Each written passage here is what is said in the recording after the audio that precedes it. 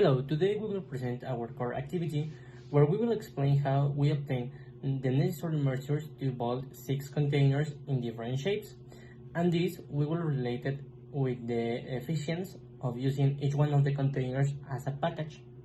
The first figure we were assigned to build was a rectangular prism, and the conditions stated were that the length of the base should be twice the width, and the volume should be 2000 cubic centimeters. With that in mind, we first searched for the volume formula of the prism, which is the one shown on the right. After that, we decided how tall we wanted and used the remaining multiple to get the area of the base. We substituted with the assigned values to x, and finally we got the value of x. After that, all we did was plug in that value into our equations and calculate the final measures. After having the measures, we move into the building of the container in a cardboard. For this, we use ruler to have the complete and accurate measures. Finally, we conclude the building process, and as it was required, we produced 2 containers.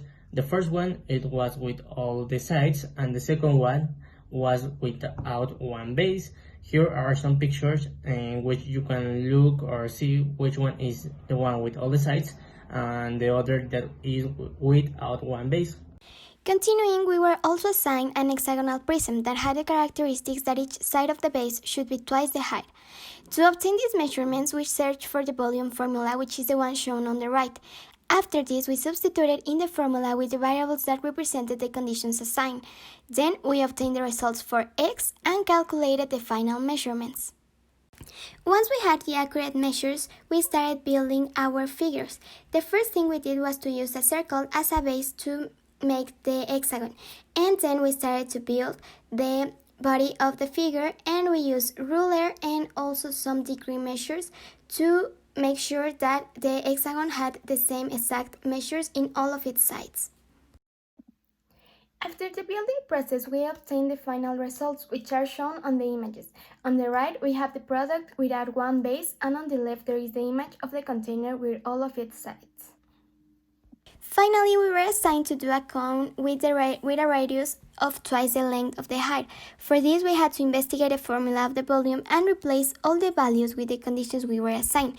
After this, we cleared out for x and plugged all the values to get our final measurements. Already with our accurate measures, we started constructing our containers. For this specific figure, we had to calculate the generatics of the cone. To obtain it, we used the formula of square root of the square of the radius plus the square of the height.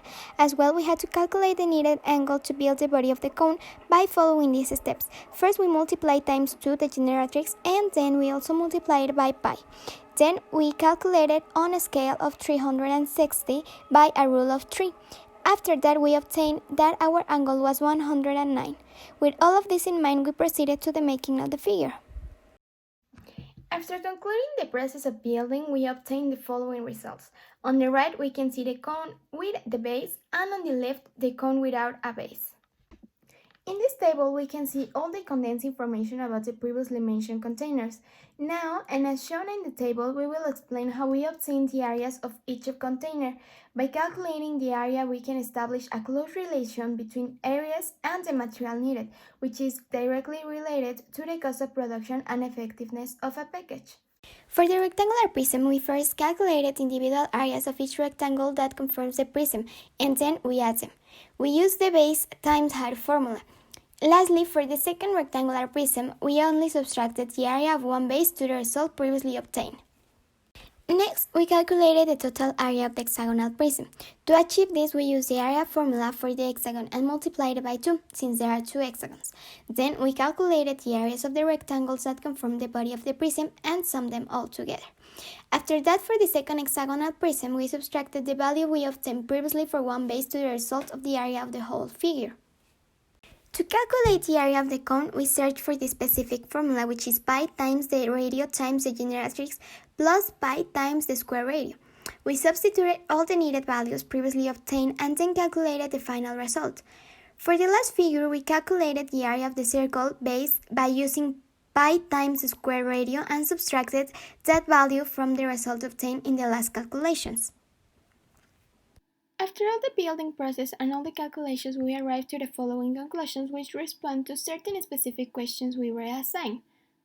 The first one was about the box that required the least material to be built, and we concluded that it was the hexagonal prism and the cone without its base. The next question was about the cost of producing, and we arrived to the conclusion that it is really important to consider the material needed and the cost that they imply when building it and using it as a package. The next question was about which of the other geometry we consider is the best, and we consider that the best geometrical shape in terms of relation between area and volume is the rectangular prism.